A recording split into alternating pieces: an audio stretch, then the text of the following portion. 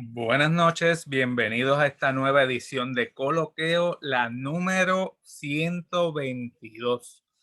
Los coloqueos son conferencias en línea que se coordinan desde el Instituto de Cultura Puertorriqueña y tienen como propósito el discutir sobre temas culturales de Puerto Rico y el Caribe. Yo soy Pablo Luis Crespo Vargas y seré su moderador. Esta noche presentaremos la conferencia titulada El desarrollo del Partido de la Aguada con la doctora Aide Elena Richard. Aide, muy buenas noches, podemos comenzar. Buenas noches, Pablo, y gracias por la invitación. Y esta noche tenemos un coloquio, no una clase de historia, para que no se sientan obligados a esperar la nota. Para muchos de ustedes tal vez escuchar sobre el partido de San Francisco de la Aguada y su desenlace histórico, pues como que no es un tema común, pero vamos a pensar que para allá, para cuando se descubre Puerto Rico, para 1493, ya el pontífice Alejandro VI firma la bula intercátedra, por el cual los reyes católicos asumían la responsabilidad de evangelizar a los pueblos. En otras palabras, el Papa le da poder a los reyes de España a ser quienes dirijan todo lo de aquí en cuanto a la religión, no solamente la religión, hay monopolio político, religioso y comercial. Así que estábamos todos acá, yo no había nacido todavía, ni ustedes, pero bajo el poder de los reyes de España. Estos conquistadores, ¿qué era lo que querían? No era tanto venir a convertir las personas aquí, los indios, eso los frailes tenían ese interés, pero ellos venían en busca de fortuna, porque muchos de los que vienen son secundones, notoriedad, nuevas empresas, sabían que había oro, metales, perlas, así que eso es lo que venía en la cabecita de esos conquistadores. La isla de Puerto Rico, o la isla de San Juan, como se conocía, pues como estuvimos estudiando hace unos días, sabe que San Juan se había mudado de Caparra a la isleta, pues así mismo pasa en la parte oeste de Puerto Rico. La isla, para allá para 1511, Miguel Díaz de Ox funda la nueva villa de San Germán. Todavía no el partido, sino la villa. ¿Dónde quedaba esa villa? Esa villa, no crean que estaba donde estaba San Germán hoy en día. Estaba donde está Añasco. Y ahí, pues, ellos estaban cómodos al principio, pero se dieron cuenta que estaban en peligro, porque venían no solamente los indios que los atacaban, ¿verdad? Pero también venían piratas. En 1514, Ponce de León divide la isla en dos partidos. O sea que la isla es dividida como picocho por la mitad. El partido de Puerto Rico y el partido de San Germán.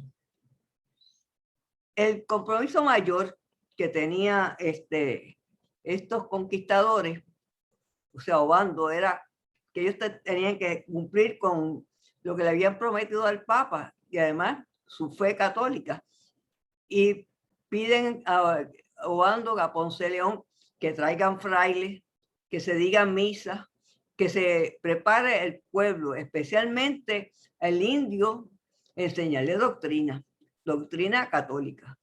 Y en eso, pues, los primeros que llegan son los frailes franciscanos, que vienen a la parte oeste de Puerto Rico, mayormente. Pasan por San Juan, pero verdaderamente donde se establecen es en el lado oeste. Aquí pueden ver cómo quedó la isla dividida, el partido de San Germán, y el partido de Puerto Rico. Dirán ustedes, pero el partido de Puerto Rico era más grande que el partido de San Germán. Sí, pero con el tiempo la población del partido de San Germán va a ser mayor que la del partido de Puerto Rico. Al decaer la minería por la conquista del Perú, ¿te han oído ese dicho? Dios nos lleva al Perú, lo aprendieron en la escuela. Se va perdiendo la minería y empiezan entonces a sufrir todos los conquistadores. Se le acaba el oro, se le acaba la plata, y entonces ¿qué iban a hacer?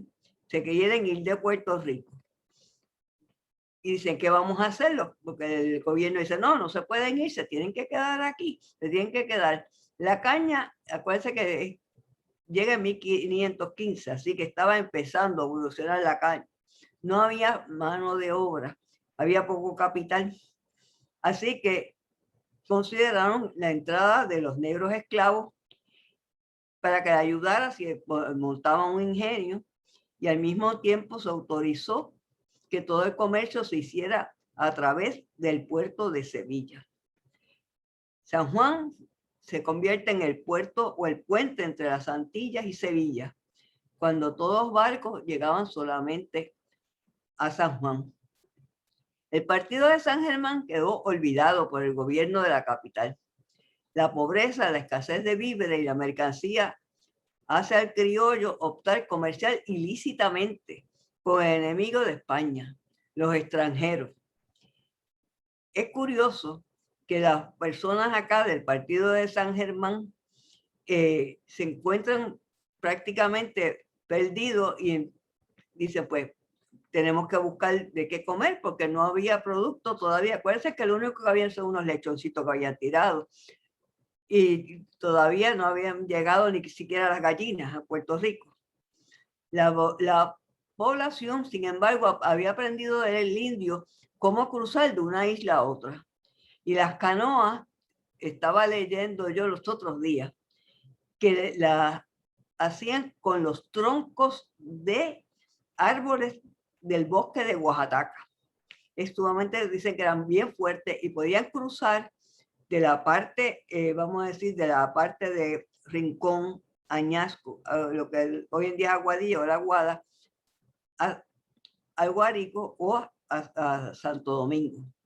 Los productos principales de la isla de Puerto Rico en aquel momento, imagínense, eran jengibre, cuero de los cabros, azúcar, y se comenzaba a sembrar cacao y café y el tabaco. No había comunicación con España y los ataques por los piratas y corsarios impedían que Puerto Rico pudiera vender en la metrópolis porque no podía. Y el situado tampoco llegaba a Puerto Rico. La agricultura y la ganadería estaba relegada por la minería. Como le dije, solamente había una minería y le quedaba poca. Así que los puertorriqueños del partido de San Germán se oponían enérgicamente al pensamiento de España, porque era lo que pasaba. En varias ocasiones, los moradores de esta zona acudieron a audiencia de Santo Domingo para que le permitiera al criollo de la costa occidental traer a la isla, imagínense, en cebo, carne, queso, maíz, gallina, arroz, pero no se lo permitían. Así que las personas que vivían en la parte oeste, noroeste o occidental, pues estaban un poquito flaquitos. La política no permitía a las colonias elaborar o cultivar artículos que se fabricaran o produciesen en la metrópoli. El puerto conocido como el Guárico francés, el Cabo haitiano, era para mediados del siglo XVIII de gran importancia con la prosperidad financiera que tenía. Acuérdense que en el Guárico francés, que eran franceses y también haitianos, había mucho movimiento, había muchos delincuentes también. Y la parte de llamado partido de San Germán hicieron unos trueques y conseguían la comida y conseguían algo de vestir a través de estos trueques con el cabo haitiano. Y eso pues, claro, ponía al gobierno de San Juan furioso porque estaban trabajando con el enemigo. Esta gente, muchos de ellos no eran ni siquiera católicos. Encontramos en el viaje a las Américas, antes mencionado, el viaje a las Américas es de Fray Ñígo Abad, es el libro anterior al que todos conocemos de Fray Ñígo Abad, y nos hablaba sobre el territorio bueno que había en Puerto Rico, la calidad que había de terreno y que se podía cultivar bien, y lo que cultivaban bien los puertorriqueños podían venderlo al Guárico, y así pues los del Guárico le podían intercambiar como trueque la ropa. Acuérdense que aquí no había ropa. Hay un pasaje que a mí cada vez que lo veo me pone grave, que es que en San Juan llegó el momento que las mujeres no tenían ni ropa que ponerse, no podían ir ni a misa, y decidieron muchos salirse de San Juan porque no tenían con qué vestirse. Así que la pobreza en Puerto Rico era grande. La importancia, entonces, ¿qué pasa? Que toda esta costa llamada desde Punta Borinquen, o sea, donde está Aguadilla hoy en día, Punta San Francisco, donde está Aguada, llegar toda a Rincón, Añasco, pues éramos todos delincuentes, porque eran trueques lo que se hacía. Y es algo curioso es aquellas personas que conocen Aguadilla y conocen el parterre. Le voy a decir algo. Muchas de estas flotas cuando llegaban al Río Chico, que es lo que la gente conoce como el parterre, tomaban agua fresca ahí. Entonces las aldeas, que eran pequeñas, porque todavía no eran ni siquiera poblaciones, cerca como sería Aguada, Moca, Pepino, todo, llegaban hasta lo que en Aguadilla se conocía como la Plaza del Tamarindo, y ahí intercambiaban. Ahí era cuando intercambiaban todas las frutas, las legumbres, el ron y todo para poder sobrevivir. Así que el partido de San Germán se fue deteriorando. Se fue deteriorando porque había un problema. Los de San Germán no se llevaban con los de San Juan. Había un problema de que decían que los del partido de San Germán eran personas como que no se dejaban gobernar. Decía allá en San Juan. Y decidieron pues empezar por ahí, cortar por ahí, en otras palabras. Aguada se había fundado del siglo XVI, o sea, pues ya para 1510 estaba Aguada, el poblado de la Aguada, no Aguada como conocemos nosotros, ¿cierto? Y nació San Francisco de Asís, ¿verdad? La población de San Francisco de Asís. Esta población nació porque cuando San Germán estaba en Añasco, en un momento dado tuvieron que huir porque los saquearon, los quemaron, los piratas franceses.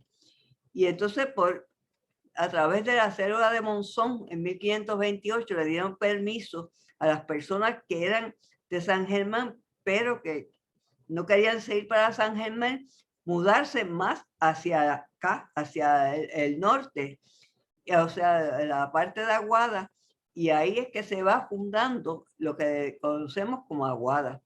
En 1583 se forma verdaderamente ya el pueblo de Aguada, o de San Francisco de la Aguada.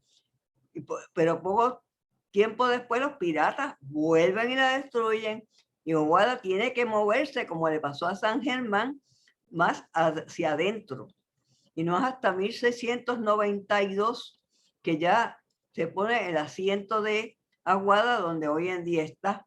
Su primer teniente a guerra fue don Juan López de Segura. Ese apellido López de Segura. Fíjense bien, porque esta familia, López de Segura, va a controlar con los años los pueblos de Aguada, Moca, Aguadilla, todo. Se van a casar con familiares unos con otros y van a controlar toda esta zona. Aquí yo quisiera que miraran esto. Cuando se va a Aguada, se funda Aguada, se funda también la ermita. Lo que ustedes ven son las ruinas de la ermita de Espinal y me van a decir, doña Aide, usted escribió Espinal mal. Espinal es con L. No. Espinal es con L cuando se refiere a barrio. Espinal es, como decía don Guillermo Esteve, Espinal con R es cuando se refiere a la ermita de Espinal. Lo otro que había en esa zona, que la ermita de Espinal, donde se dice, la tradición Torres Vargas dice que 5 frailes franciscanos fueron asesinados por los caribes. Otros dicen que fueron por los franceses, pero de todas formas, siempre nosotros acá en la zona decimos que con sangre de mártir, pues viene la salvación en esta parte de acá de la isla. Esta otra que ustedes ven al lado es la casa de piedra en el Higüey de Puerto Rico. Ustedes me van a preguntar, ¿y dónde queda el Higüey en Puerto Rico? Pues el Higüey queda en lo que hoy en día es Aguadilla, en la parte llegando más cerca al Parque Colón. Ese edificio que ustedes ven ahí está como estaba en el año 30 y pico, pero originalmente es bien curioso porque según hemos estado hablando de la casa de Ponce de León en San Juan en los últimos días, el 13 de marzo de 1511, Juan Ponce de León dejó la isla, ¿verdad? Pero él llamó a don Pedro Moreno para decirle que él había construido una casa en el puerto, en Puerto Rico, en el barrio o sea, en el Higüey, y que la casa era de piedra y tapicería. Que era y por eso él llama, todo el mundo piensa que es en el Higüey de Santo Domingo, pero la carta él la llama, Pedro Moreno estaba en Puerto Rico. Además, él a lo que le escribe la carta es a Juan Cerón y a Miguel Díaz, que estaban aquí en Puerto Rico. O sea que siempre se ha dicho que esa casa que ustedes ven ahí, hoy en día no está así, que es parte de una casa exacta a la que está hubo en Caparra. Se están haciendo estudios de ese año, pero falta de dinero, como pasa en este país, pero siempre será conocido como la Casa de Piedra o la Casa de Ponce de León. Pues no es hasta 1692 que se establece formalmente el Partido de San Francisco de la Aguada. Se forma este partido porque, en primer lugar, San Juan no estaba muy contento con los del partido de San Germán y pensó que podía dar un golpe al dividir el partido. Porque los de la parte de los que vivían en la parte de que, vamos a decir, donde está hoy en día San Germán, Cabo Rojo, esa parte, pues que como que no le hacían mucho caso vamos a decir, a San Juan, al gobernador, y eso fue una forma de poder dividir y a la misma vez, pues también las personas estaban descontentos porque San Germán ya había comenzado a decaer. ¿A decaer por qué? Porque no tenía el apoyo. No tenía apoyo de San Juan. Y además ellos se quejaban que cada vez que no llegaba el situado, pues tenían que ayudar a la gente de San Juan mandándole carne, mandándole vegetales, porque no, las fincas allá no las trataban de la misma forma que acá, porque acá cultivaban para vivir. Se fundaron, al final fueron 10, antes fueron 7, pero las fueron Añasco, La Tuna que es Isabela, Rincón, Moca, Aguadilla, Aguada, Atillo y Camuy, que van a ser los últimos, Lara y San Sebastián. Eso va a constituir en 2 etapas lo que se llamó el Partido de la Aguada. Este es un mapa de 1737 y pueden ver claramente la bahía de Añasco. Ven los barcos entrando a la bahía de Añasco y la otra flecha más arriba es la bahía que se llamó de la Aguada, pero es la bahía de Aguadilla, como pueden ver. Estas eran la bahía de Aguadilla que cogía desde Punta Borinca hasta Punta San Francisco. Pues se le conoció como la primera Aguada de Puerto Rico. Acá la de Añasco como la segunda Aguada. En la segunda Aguada es donde estuvo, como le dije antes, estuvo establecido el pueblo de San Germán o la villa de San Germán originalmente.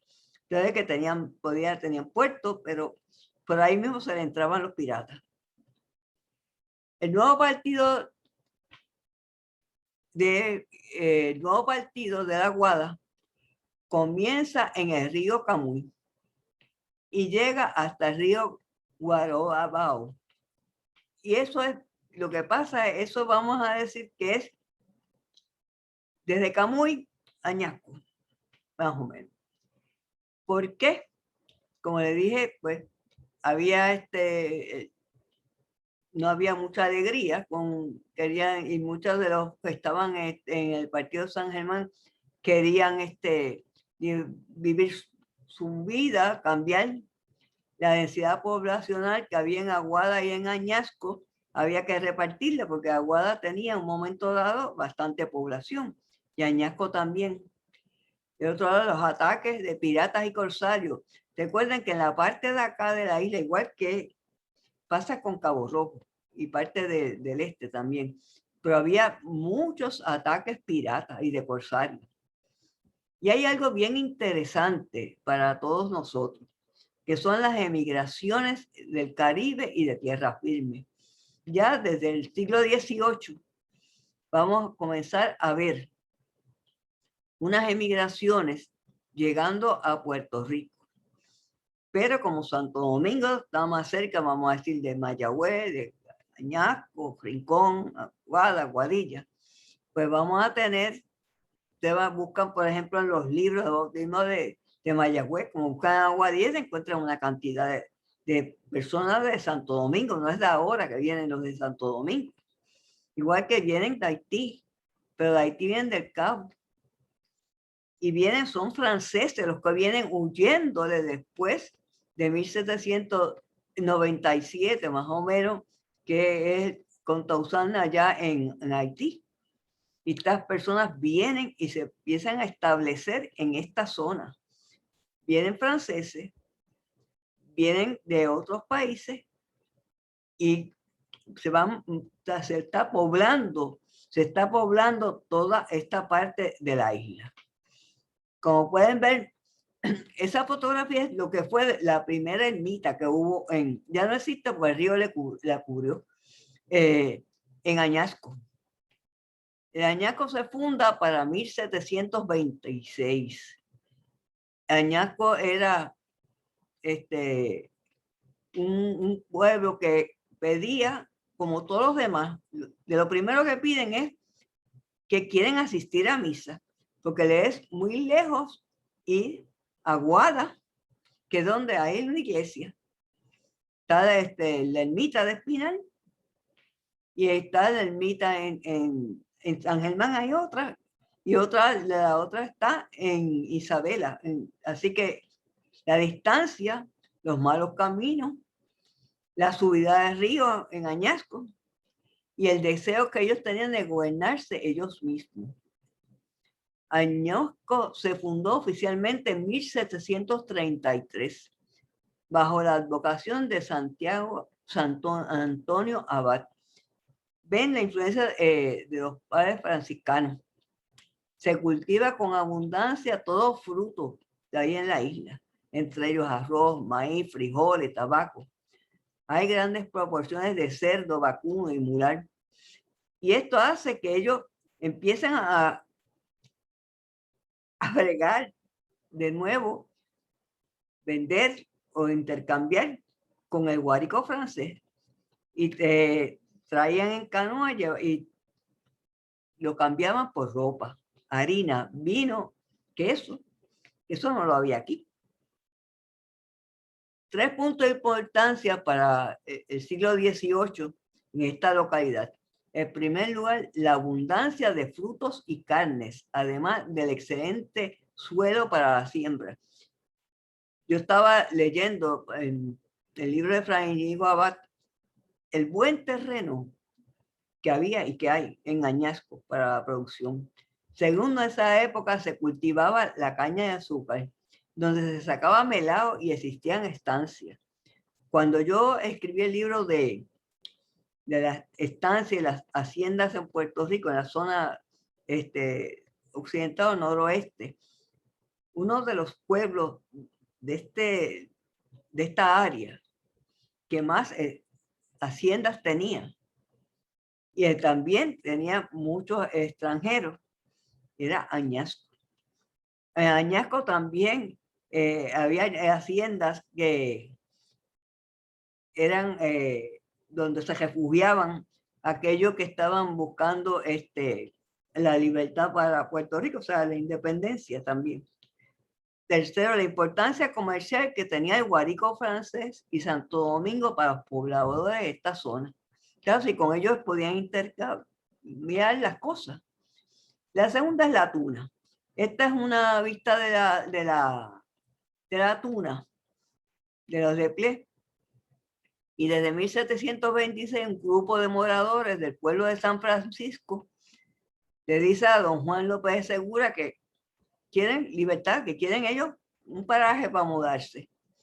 Van a Guayabo y después deciden irse a donde está la tuna. No sé si aquí de los que están escuchando, que son del sector, vamos a decir, del oeste, especialmente de Isabela, saben que la tuna fue lo que se originó Isabela. Y la tuna era un hato enorme, que se divide después entre Isabela, Quebradilla, Atillo y Camuy. A petición del pueblo de Aguada, pues quieren irse porque ellos también le dicen como los de Añasco, que quieren una iglesia, que quieren que les ponga una iglesia. Y en el antiguo pueblo de San Antonio de la Tuna, cercanías al río, está la quebrada de los Cedros que llega a Guadilla. Déjeme decirle que la Tuna producía mucho tabaco y vegetales y criaban ganado. Y también utilizaban lo que fue el puerto de Aguada, después el puerto de Aguadilla, ¿verdad? Que es el mismo.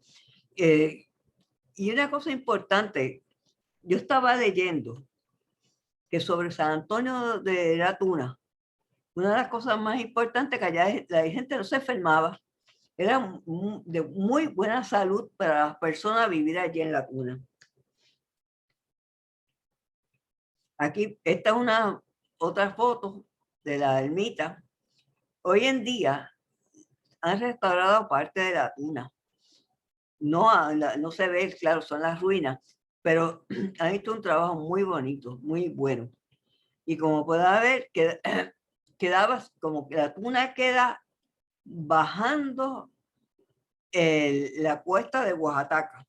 Si vas de Aguadilla hacia San Juan, antes de bajar Oaxaca a mano derecha. En Quebradilla existían y todavía existen, las ruinas de lo que fue el puerto Herminia, que también de Quebradilla traían cosas para lo que fuera el puerto de Aguadilla y de Isabela. Isabela no tenía puerto con portal, por eso es que después ellos piden mudarse a donde está Isabela hoy en día, porque la tuna queda en las montañas, ¿verdad? El producto de la tuna es arroz y algodón, tabaco de muy buena calidad. El pueblo de la tuna, los hacendados, alguna de don Leonardo Vélez Borrero, esta figura la vamos a encontrar porque pelea con los de la tuna y después quiere fundar la Quebradilla y quiere después Camuy y Atillo, así que es una persona muy conocida en el sector de. Luego viene la fundación de San Sebastián de Las Vegas del Pepino. De Las Vegas del Pepino porque hay una parte que es más o menos lo que está ahí, toda una pintura de don Tomás Lavalle en que se encuentra en el archivo allá en Pepino, en el museo municipal. Y esto es más o menos lo que era San Sebastián.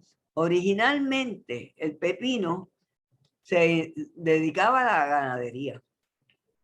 Y eso no era lo más importante porque ellos no, ustedes saben lo que es traer esa ganadería, no, bien difícil para llegar al puerto de Aguadilla.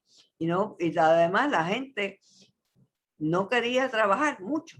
Después se fueron para allá hasta el siglo entrado ya bastante el siglo XIX, es que vamos a ver un movimiento de la siembra entonces de café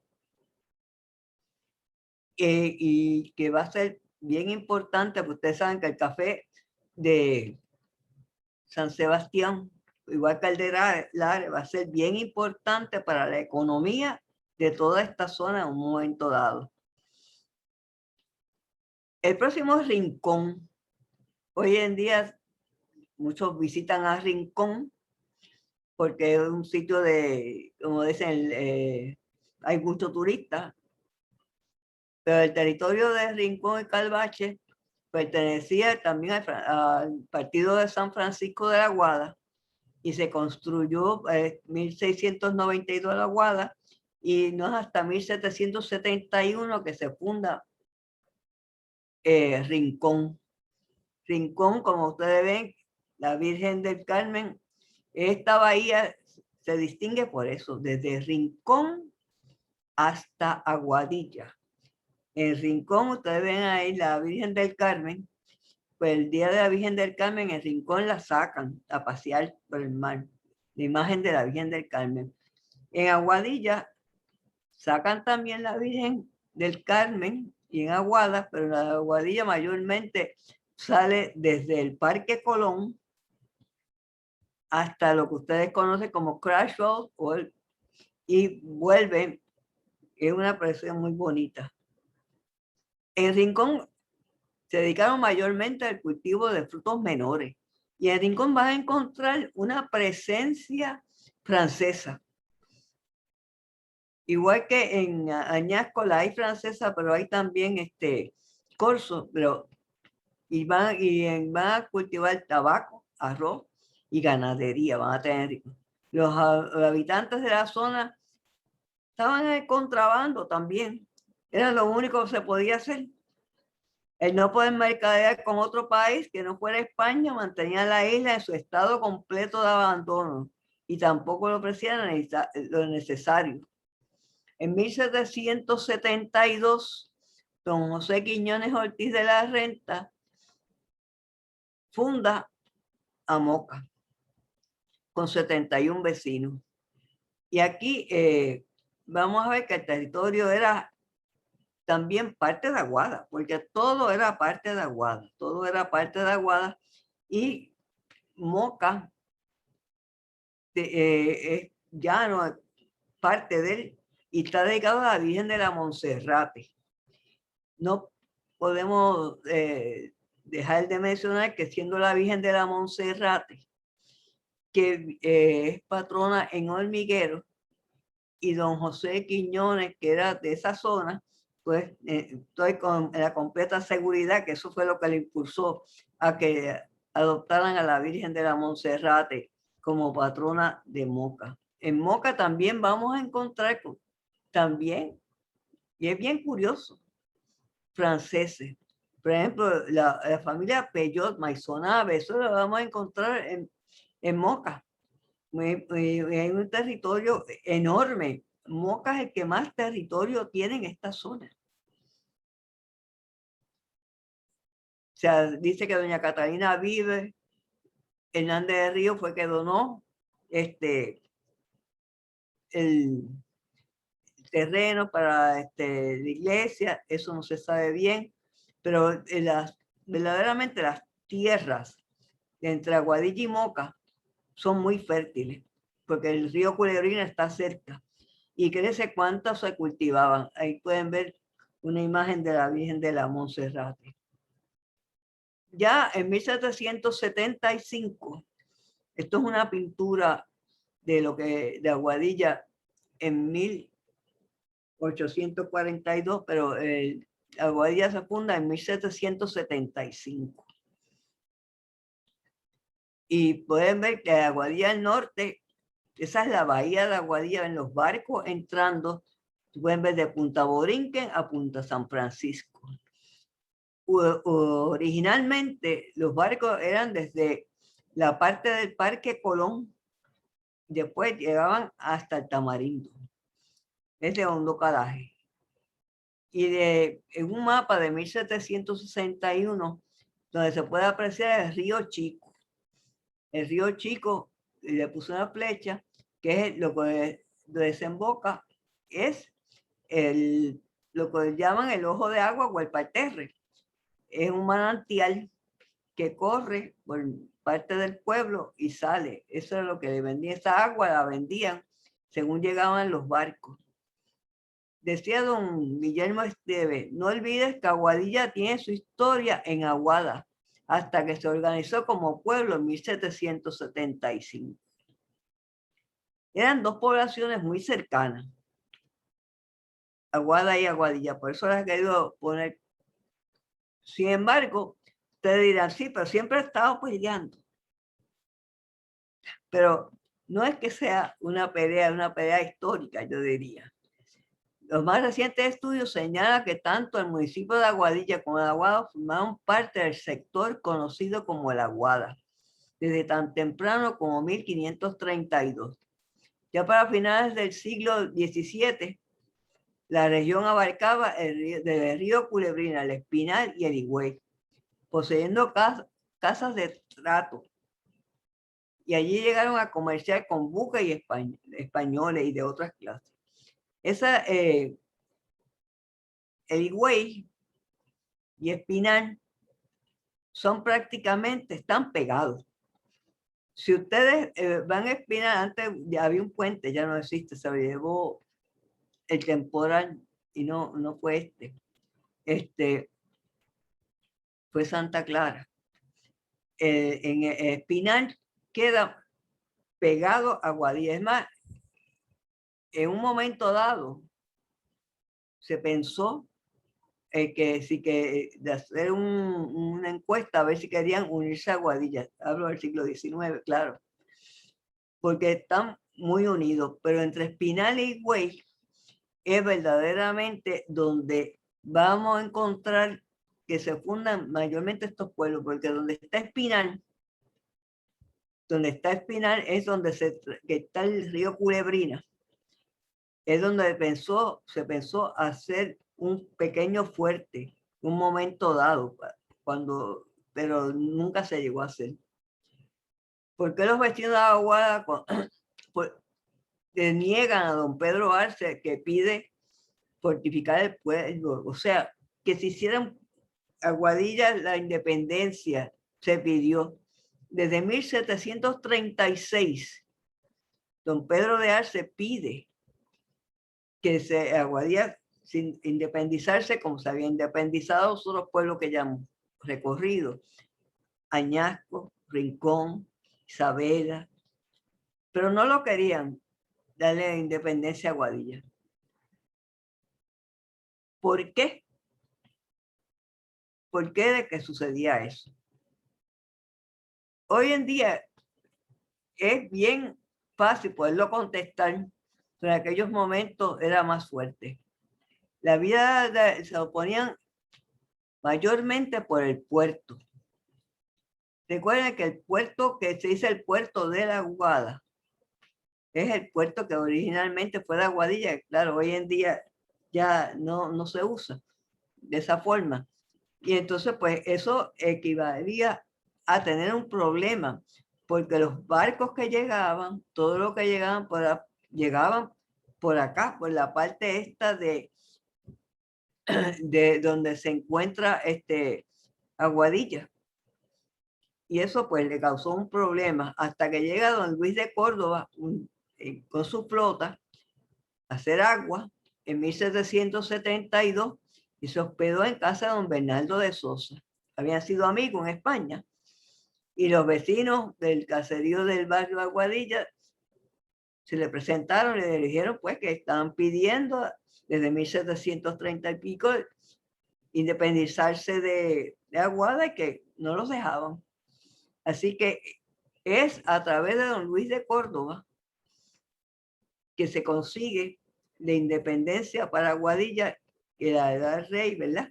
Y después y el día 1 de febrero de 1775 se consigue la Aguadilla. El 17, como le dije, el 17 de diciembre de 1774, don Bernardo se daba presenta y ya para el 1 de febrero de 1775 ya Aguadilla era un pueblo.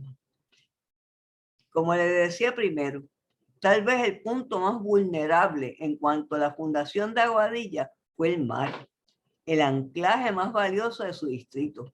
Pasó casi íntegro a Aguadilla. O sea, se pueden imaginar que fue un golpe también comercial, de economía, porque al encontrarse a los aguadeños sin su puerto de mar causó gran malestar entre un grupo de sus habitantes que dependía del mismo, más cuando eran los suyos los que le habían pedido independizarse. O sea que estas personas que vivían en la Aguada, pero en la Aguada lo que hoy en día es Aguadilla, fueron los que pidieron independizarse. 4 años después de la fundación de Aguadilla, en 1779, fundaron el puerto de Aguadilla 4 navíos ingleses. Y fíjense que en 1797, el mismo año que esos ingleses llegaron a San Juan, invadieron a San Juan, pues ¿qué pasa? Que trataron con esos 4 navíos ingleses de entrar al pueblo de Aguadilla con actos bien. Solamente pudieron hacer poco daño, porque de los aguadillanos pidieron ayuda a Moca, a San Sebastián, a La Tuna, a Aguada, y el comandante don Ramón Méndez del Villar. Todos se pusieron en lucha y esto yo tengo los récords porque se encontraba en Aguadilla el obispo, y cuando como empezó como y empezaron a tirar, no bombas, vamos a decir, porque eso no eran bombas, pero empezaron a disparar y hubo heridos, hubo muertos, y el obispo en gotitas cogió a todas las feligresías y a todo y heridos y todo, y los llevó a la iglesia. Y allí se salvaron y pudieron, la batería empezó a disparar. Lo que había entonces era 4 cañoncitos. Y después se construyeron la batería. Y no hasta 1830 que se conoció se hizo el fuerte grande de la Concepción. Don Manuel V. Delgado, en su estudio de 1878 sobre la isla de Puerto Rico, describiendo la villa de Ojo, en su informe escribe: Fuerte de la Concepción está situado al extremo norte de la población, artillado con 11 piezas, Hay alojamiento en un destacamento de artillería compuesto de un oficial y 25 individuos, tropas y otra infantería. El fuerte de la Concepción, que cayó, verdaderamente no fue porque por ninguna bomba ni nada de eso, fue el terremoto del 18 que lo tumbó. Era muy bonito. El puerto de Aguadilla fue abierto el 17 de abril de 1804. Y después el intendente dio permiso también en 1813 para cabotaje. Ustedes se imaginen toda la población que se aprovechó de eso. Porque el producto, podemos decir, de San Sebastián, de Moca, de Aguada, de Isabela, de Rincón, lo que pasa es que Rincón y Añasco van a moverse más hacia Mayagüez, mientras que los otros van a moverse más hacia Aguadilla. Aguadilla se convierte en un pueblo de comercio, de casas de comercio. Y San Sebastián llegan unas migraciones de vascos. Vienen muchos que estas personas que vivían en Venezuela y llegan a estar en Pepino. Los mallorquines, que también llegan por el puerto de Aguadilla, se establecen en Lares y forman casas comerciales. Y así se mueve, se está moviendo, porque todas estas personas van llegando por el puerto de Aguadilla, se van moviendo hacia Moca, Aguada, Añasco, y la producción y también la población va a crecer grandemente. Apenas 3 años, en 1815, cuando la feria de la cédula de gracia, ya había disposición para dividir la isla entonces en diferentes distritos. Aguadilla quedó parte del 6º partido de la Aguada todavía. Aquí es interesante, cuando Cle viene a Puerto Rico, ustedes pueden ver lo que se ve como el puerto, ese grabadito ahí, esa es parte de lo que él puso del puerto de la Concepción y un barco de la bahía de Aguadilla, y la otra es la iglesia de Aguadilla. La gran controversia como cabecera del 3er partido. Aguada gobernaba, era el que estaba a cargo de todo el partido, pero el gobernador Salvador Meléndez, visualizando el potencial económico de la población, ordenó en 1819 a don Francisco Ugarte, comandante de las milicias de Aguada, que se mudara para Aguadilla. Pues eso fue trágico, porque quiso decir que ya el comandante estaba en Aguadilla, no estaba en Aguada. Y Aguadilla coge la cabecera. En el censo de 1820 quedó dividido en 7 partidos. Aguadilla se convirtió en la cabecera del 3er partido, siendo el alcalde don Andrés de la Rosa. ¿Qué pasa?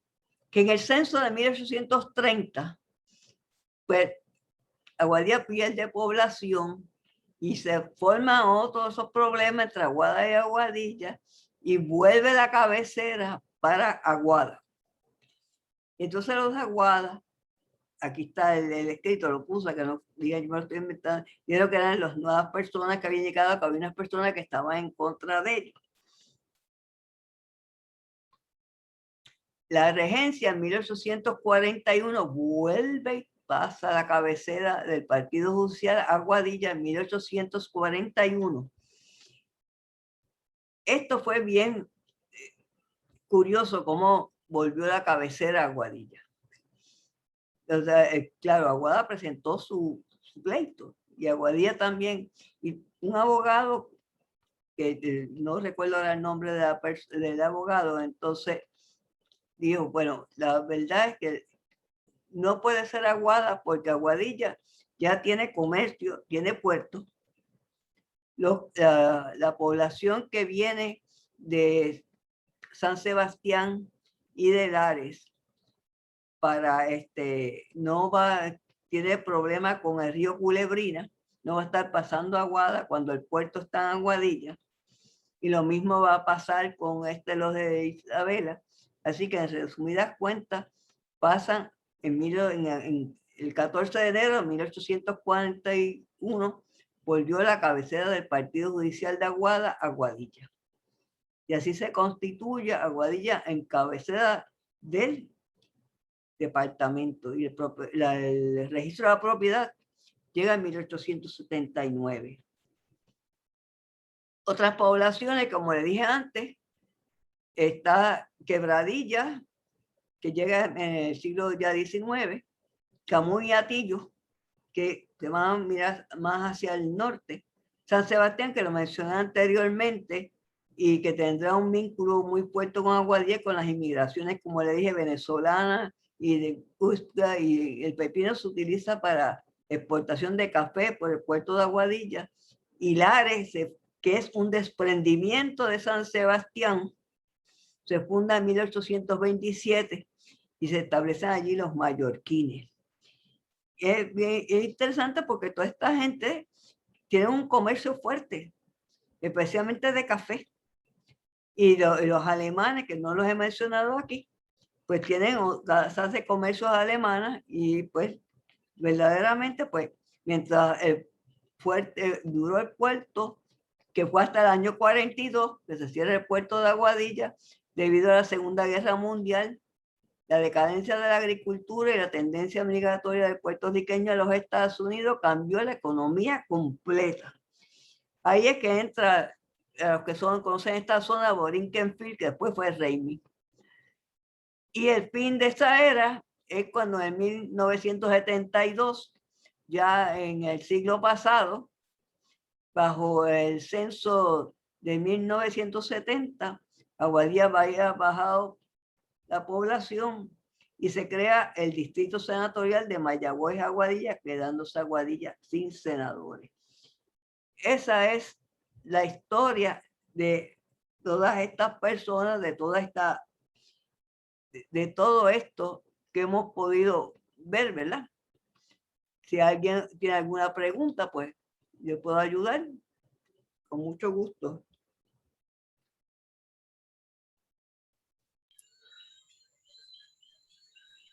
Aide, Diga usted.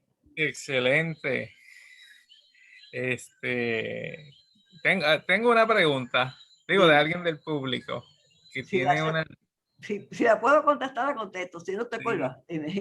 No, no, tranquila, tranquila. De hecho, excelente presentación, mucha información muy valiosa, información que pues a veces desconocemos y especialmente cuando estamos hablando de los pueblos, de lo que mal dicho dicen por ahí, el interior de la isla.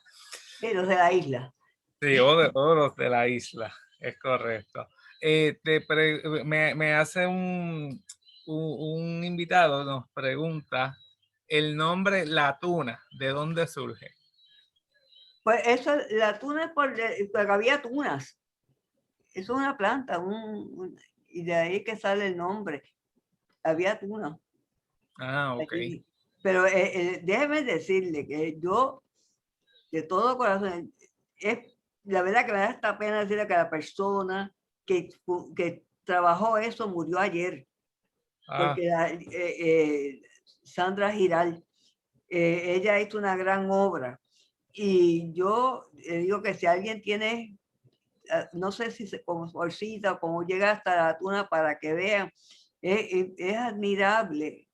Y también no tengo el tiempo ahora para explicarle, pero lo muchos tienen como un pequeño lugar allí que hay muchas reliquias de lo que fue, y ahí hasta muchas de las familias de Isabela, de Aguadilla, primero vivieron en la tuna. Yo tengo el único libro de allí de matrimonio, creo que es el que tengo. Sí, no de entierro. entonces de esa pregunta salto a otra, ¿verdad? Yo aquí Dime. pensando, ¿y por qué se dejó de usar ese nombre? Lo dejaron porque ellos tuvieron un problema ahí en la tuna, porque se encontraban muy fuera o sea, están adentro, que acuérdate que bajando por Oaxaca hacia adentro, así va arriba de la montaña, y entonces pues decidieron irse donde hubiese mar y poder estar más cerca de la orilla, o sea, de la costa. Y se conoce todavía como la Tuna, todo ese sector, ese barrio ahí, está, uno pasa en la carretera y lo dice, la Tuna.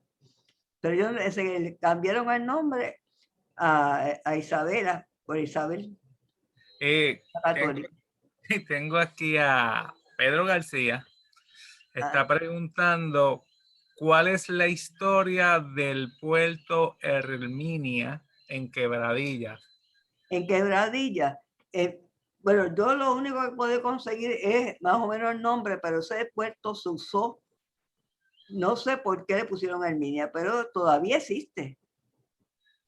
Ese puerto lo usaban porque para llegar a Guadilla o para llegar a Arecibo, para embarcar cualquier cosa que quieran llevar, era más fácil que coger imagínense coger un carruaje para llegar a Guadilla o traer cosas al puerto de Aguadilla o al de Aguada, pues llegamos al puerto Herminia, en Aguada, en Isabela también hay otro puerto pequeño, y ahí montaban, tenían unas lanchas, lanchas digo, sin motor, claro, unas embarcaciones y llevaban los cargamentos de un lado, lo traían a Aguadilla, lo traían a Arecibo.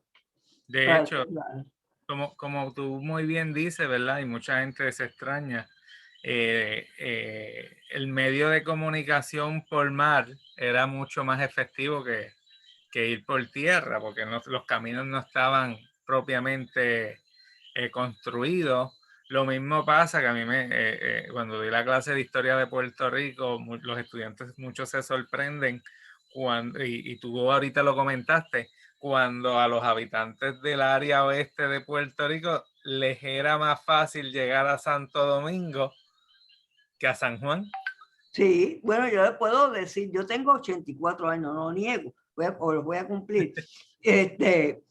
Pero cuando yo pequeña, ir a Ponce de Aguadilla era una tragedia. Ir a Mayagüez también, pues se le cogía a uno un camión de aquellos de los 40, de los 50, de caña, yendo para Mayagüez, por ejemplo, por las curvas de Rincón, era horrible. Así que era más fácil. No había la carretera militar. La carretera militar se hizo después que Borinquen se estableció ahí porque necesitaban una buena carretera. Sí. Uno iba de Aguadilla por la carretera estrechita, daba vueltas porque no había esa carretera que conocemos hoy derecha. Sabía que meterse por la carretera acá donde está la Interamericana, salir por el otro lado, llegar y coger la carretera. Entonces, para Quebradilla, el puente era de madera, el puente era de madera, ese de Oaxaca, Sí. y subir, no había la carretera por el borde, había que subir la montaña y llegar al pueblo de Quebradillas. Wow. O sea, nosotros salíamos a las 5 de la mañana cuando mi papá nos llevaba a San Juan, a las 5 de la mañana, porque era un viaje de más de 3 horas. Wow. Claro. Es interesante. Ahorita estábamos hablando de la tuna. ¿Tú crees que, o sabes, te pregunto, ¿verdad? ¿Se podrán encontrar restos arqueológicos del Hay antiguo? muchísimo allí y los muertos. Oh, eso está interesantísimo. ¿Sabe cómo enterraban a las personas? Ajá. No sé si tengo el tiempo, que es que Sí, no, están, dale. ¿Qué tiempo estamos? pues, una de las cosas, hay vasijas, hay de todos allí, hay de todo. Y una de las cosas interesantes es que, por ejemplo, esto pues hicieron un estudio, ¿verdad? Cuando el quinto centenario abrieron porque donde está el cementerio, frente al altar. Sí. Si era un hombre, tenía el muerto a los pies hacia el altar. Ok. Y si era, o una mujer, si era una, por ejemplo, me hacían el cuento, una señora que había muerto al dar a luz, esa estaba con el niño puesto en así sobre su pecho, ella y la cabeza de ella iban hacia el altar. Y entonces el sacerdote con la cabeza hacia el altar, yo no sé si es que pensaba que estaban más puros. Era una forma bien, y hay tanta cosa, detalle. Yo fui a 2 conferencias, verdaderamente que no sé si la están dando, pero debían hacer contacto si alguien quiere, porque dan unas conferencias muy buenas. Igual que acá en la ermita de Espinal también hay una historia. Y Sí. la misma de San Germán. Yo fui, me acuerdo yo cuando fui a la de San Germán, a la de San Sebastián, a hablar. Entonces esas ermitas tienen su historia, su historia. Puede ser que todos esos pueblos pedían, no es como hoy en día nadie se acuerda de la iglesia, pero lo primero que pedían era una iglesia para donde ellos se mudaran. Sí, sí. Sí, eso era parte de su proceso social en esa época. Sí, sí, sí. Nada, Aide, te agradezco grandemente. Entiendo que esta es la tercera vez que estás con nosotros. Te felicito por eso, ¿verdad? Y te agradezco también por siempre estar dispuesta a presentarnos esta historia que a veces nos olvidamos de ella, pero que está allí presente, que es la historia de la zona occidental de Puerto Rico. Nada, quisiera decir algunas últimas palabras antes de pasar a los anuncios de... No, solamente dar las gracias al Instituto de Cultura, a ti, y soy Gracias. siempre a las órdenes después que, pues, que no haya problema, ¿verdad? Con el COVID y Sí. todas estas cosas, pero siempre a las órdenes para... Yo creo que no son las charlas deben hacerlas sencillas para que todo el mundo, hasta los niños, si están para escuchar la charla, puedan entenderlas mejor. Así mismo es, Y Aide. se motiven, y se motiven. Claro. Pues nuevamente te agradecemos por estar junto a nosotros esta noche, también a nuestra audiencia por seguirnos en cada uno de nuestros programas y anunciamos que nuestro próximo coloqueo será el jueves 6 de mayo, cuando estaremos presentando la obra Viejo San Juan, herramientas e intervenciones. Estarán con nosotros obviamente el autor José C. Silvestre y un selecto panel de invitados que incluyen a Edel González, Pablo Ojeda, María del Mar Caragol, Cristina Martínez y el arquitecto Jorge Rigao. Sin más, me despido nuevamente. Gracias a nuestro público, gracias a Aide, excelente exposición y que pasen buenas noches. Buenas noches a todos, Dios los bendiga. Gracias. Amén.